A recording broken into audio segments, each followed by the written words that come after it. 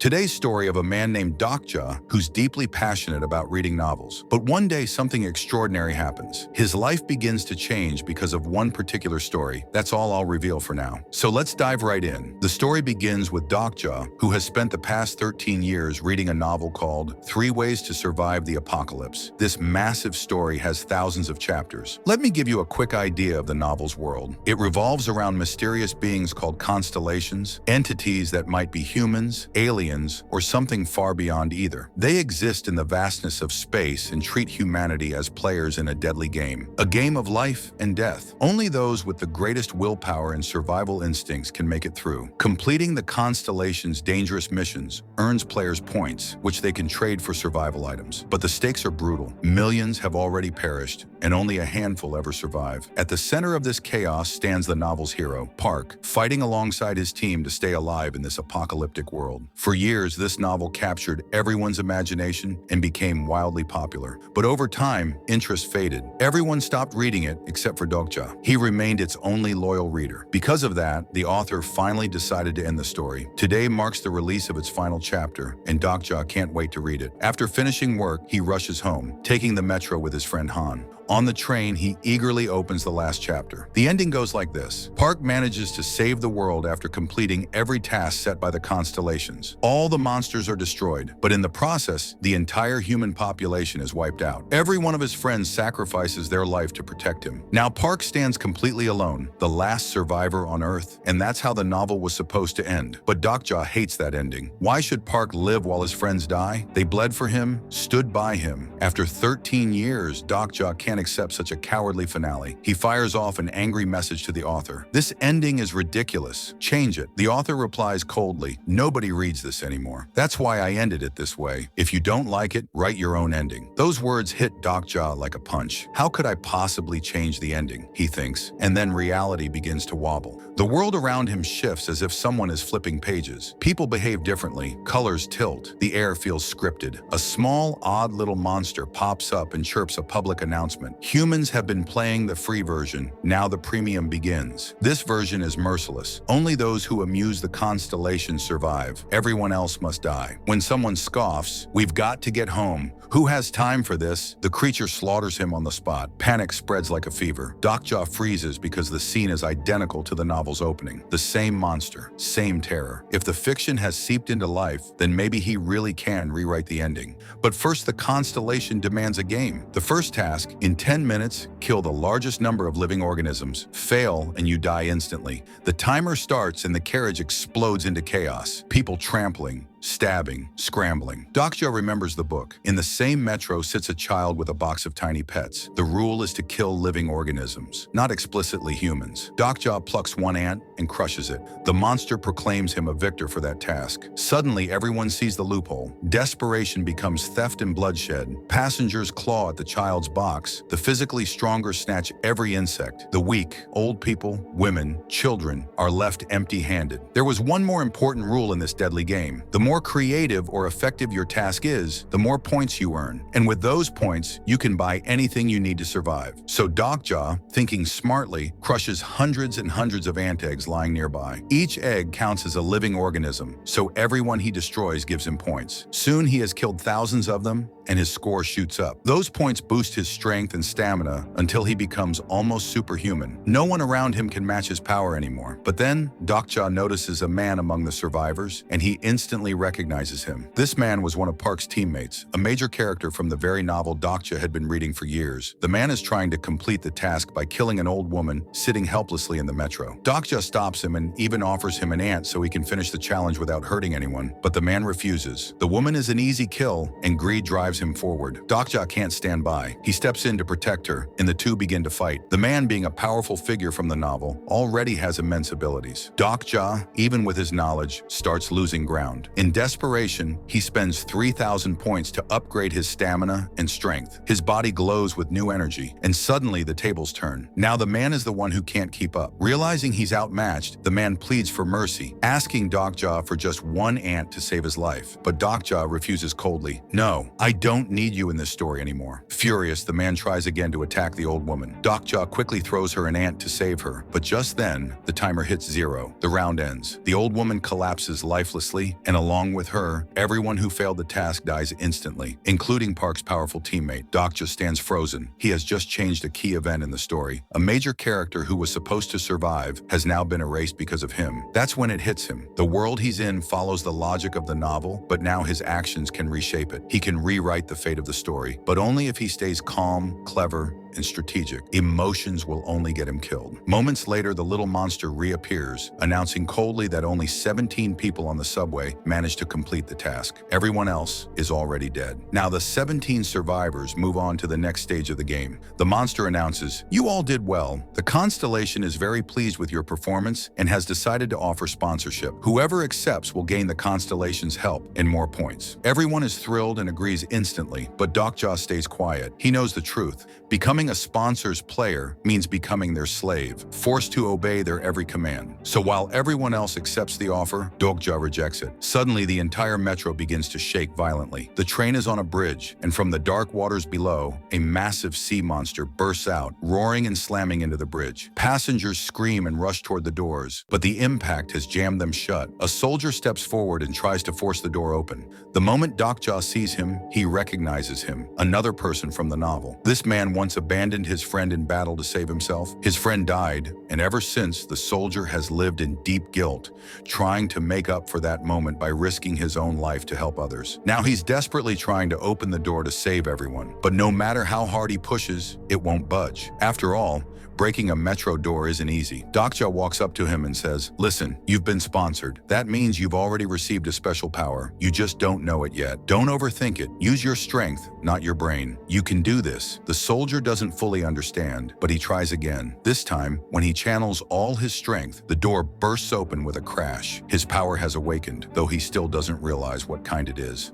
Passengers rush out, hoping to escape, but just then, the sea monster rises again, even angrier than before. To make things worse, the people who died in the previous round suddenly come back to life as zombies, attacking the survivors from behind. The 17 are trapped, a monster in front, the undead behind. Then something strange happens. A girl named Hen raises her hands instinctively, and glowing ropes of energy appear, stretching across the broken bridge. The ropes twist and knot, forming a bridge-like path to safety. She stares in disbelief, whispering, "What's happening to me? I just thought we need a way out," and the path appeared. Dokja smiles and explains, "You've been sponsored. Your constellation gave you this power to create and control ropes. You can use them for anything, like Spider-Man." The others are amazed. The constellation, it seems, is turning their struggle into entertainment, giving them powers just to make their fight more dramatic. Still, a way out is a way out. The survivors run across the glowing ropes to safety, but then Dokja suddenly freezes. He sees a vision, a metro station, a fire-breathing dragon, and Park, the hero of the novel, chained and helpless before it. The dragon is about to kill him, and if that happens, the world itself will be destroyed. Dokja is horrified. "This means the story has changed," he whispers. "In the original novel, this never happened. Park was supposed to survive. If Park dies, the apocalypse cannot be stopped." For the first time, Dokja understands his true mission.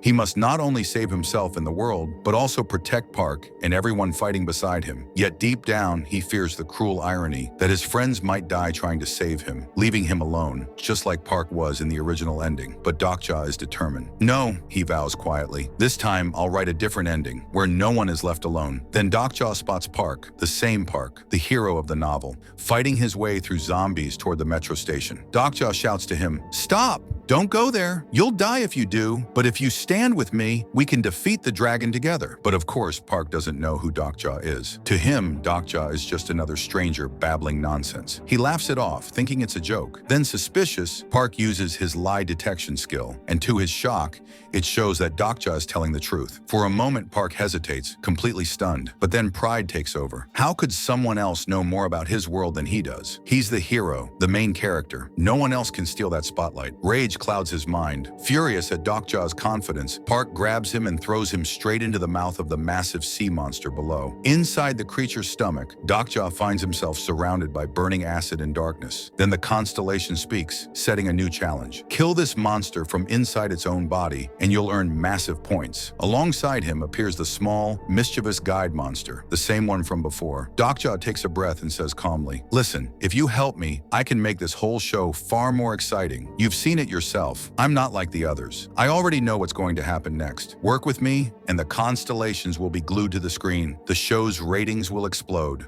The little monster's eyes gleam. Now that's entertainment. You're right. This is exactly what we wanted. The creature then opens Dokjaw's inventory, allowing him to pick any weapon or item he desires. But each one costs points. Luckily, the little monster helps him choose the most effective tools for the fewest points. Armed and ready, Dokjaw slashes and tears through the beast's stomach, attacking its weak points from within. The monster roars in agony, thrashing violently until it finally collapses and dies. The acidic walls split open, and Dokjaw climbs out, gasping for breath, alive, victorious, and covered in battle scars. For completing this near-impossible task, the constellation showers him with rewards and bonus points. Dokjaw not only survives, he levels up beyond imagination. The game has changed, and so has he. After escaping from the monster, Dokjaw is exhausted and starving. While searching for food, he spots a young girl lying nearby, barely alive, but still breathing. Her name is Jenny. Seeing her condition, Dokjaw lifts her onto his shoulders and starts running toward the nearest metro station for safety. But just as he reaches the station, trouble awaits. A group of rough-looking men surround him, blocking the way. One of them sneers, "We left Jenny outside on purpose. She wouldn't listen to us, so she deserved to die. How dare you bring her back? Now you'll die with her." Before they can attack, Dokjaw activates his skills and uses the points he earned from killing the giant monster. With lightning-fast movements and sharp precision, he takes down the entire gang one by one. Then a tall man steps out from the shadows. David, the leader of this group. Dokjaw instantly recognizes him. Inside the station, several familiar faces appear too. Soldier, Hen, and the Ant Boy. They are relieved and overjoyed to see Dokjaw alive. As Dokjaw catches his breath, he learns how things work here. David controls everyone in the station. He demands 100 points per day from every survivor. In return, his men promise protection. Those who fail to pay are forced to go outside and fight deadly creatures to earn points. A deal that benefits David, but keeps everyone else trapped in fear. Soon, David's men find out that Dokjaw has a massive number of points after defeating the sea monster. They surround him again, demanding he share some. Dokjaw refuses flatly. "No, I don't have any points for you, and even if I did, I wouldn't give them away." David steps closer and says calmly, "You don't understand. 20 people here don't even have enough points to survive the night. If you help, they might live." But Dokjaw knows the truth. In the novel, David was a cruel and manipulative man. He killed innocent people just to steal their points. His constellation even granted him a monstrous ability, the power to transform into a terrifying creature whenever he wished. Remembering that, Dokjaw doesn't trust him for a second. His friends, however, are confused. The soldier asks, "Dokjaw, why fight? You have enough points to live comfortably here." Dokjaw replies firmly, "That's not the goal. If we stay here, we'll all die sooner or later. The real mission is to stop the upcoming disaster, to kill the creatures before they kill us. That's the only way to survive." Then he looks at Jenny. "Isn't that right?" Jenny nods weakly and says, "He's right. The great leader David you all trust is the reason so many people are already dead. He kills survivors and takes their points. My friends tried to stop him. He murdered all of them. I'm the only one left alive because Dokjaw saved me. We can't let him get away anymore." Hearing this, the others finally understand the truth. Together, they decide to form their own team and take the fight to the creatures, and to David if necessary. Dokjaw's team now includes Hen, Soldier, Jenny,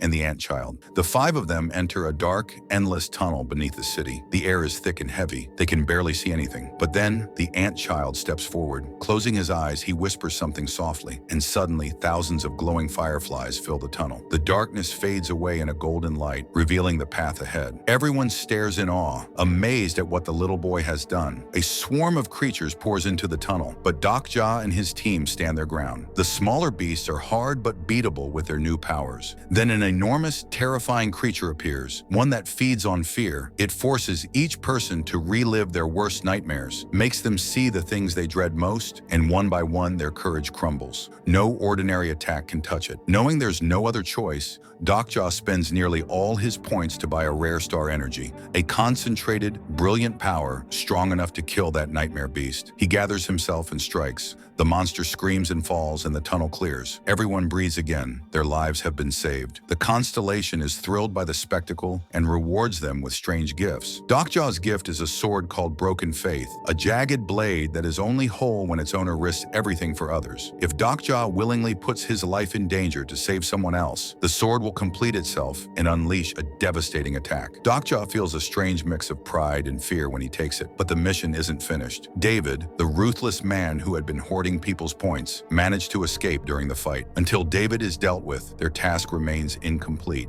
so they set out to hunt him down. David turns to fight, and the constellation boosts him with several new powers to make the chase more dramatic. The team fights him hard, but he keeps dodging and finally creates an invisible barrier that stops anyone from getting close. Smug, he taunts them. "You think you can kill me? Not so fast." Then, without warning, Maria slips behind him and fires at point-blank range. The bullet hits true. David falls dead. As his body collapses, every single point he had stolen spills out and scatters. Maria gathers them all. Docjaw freezes when he sees her. He's known Maria from the novel for years and had quietly admired her. In the story, Maria had once been forced into a cruel test where she survived only by killing a friend, an act that broke her inside even as it hardened her on the outside. That mixture of toughness and sorrow is precisely why Docjaw had always been drawn to her. Maria looks at the group and says plainly, "This isn't over. There are still more creatures ahead. Are you going to stand here and wait to die, or will you move forward and finish this?" Her voice steals them. Together with Maria leading, the team pushes onward into the darkness. Docjaw and his team finally reach the metro station where Park is supposed to fight the dragon and die. But something unexpected happens. Park never comes. After learning about his death in advance, he disappears, and no one knows where he went. In the novel, this kind of behavior from Park always annoyed Docjaw, and now it makes him even angrier. As soon as they arrive, a new task begins. It says that several green tiles will appear on the ground, and only those standing on these tiles will survive. Everyone else will die. When the tiles appear, people start panicking and shouting, "We want to stand on the green ones!" Within seconds, all the tiles are taken. Docjaw manages to find one and quickly stands on it. He tells his friends to do the same before it's too late, but the others hesitate. They had fought and stolen tiles before, and now they don't want to repeat that. They decide to stay together and face whatever danger comes instead of fighting for safety. They call Docjaw to join them, but he refuses. He believes the tiles are the only safe option, while his friends think he's being selfish. Standing alone, Docjaw suddenly remembers his childhood. Once, some bullies forced him and his friend to fight each other. Whoever lost would get punished. His friend only gave him a soft slap, but Docjaw, desperate to save himself, hit his friend so hard that the boy ended up in the hospital. That guilt still lives inside him. Now standing safely on the green tile, Docjaw feels the same guilt again. "I'm doing it again," he thinks. "I'm protecting myself while letting my friends face danger." Then he realizes this is exactly what Park did in the original ending. Park survived while all his friends died, and that was the ending Docjaw always hated. "No," he says, "I won't let that happen again. I'll make sure we all survive." He steps off his tile and runs back to help his friends. Suddenly, hundreds of monsters appear. Huge, terrifying creatures attacking everyone not on green tiles. Docjaw and his friends prepare to fight, but they're surrounded. To make things more dramatic, the constellation creates new green tiles on different paths,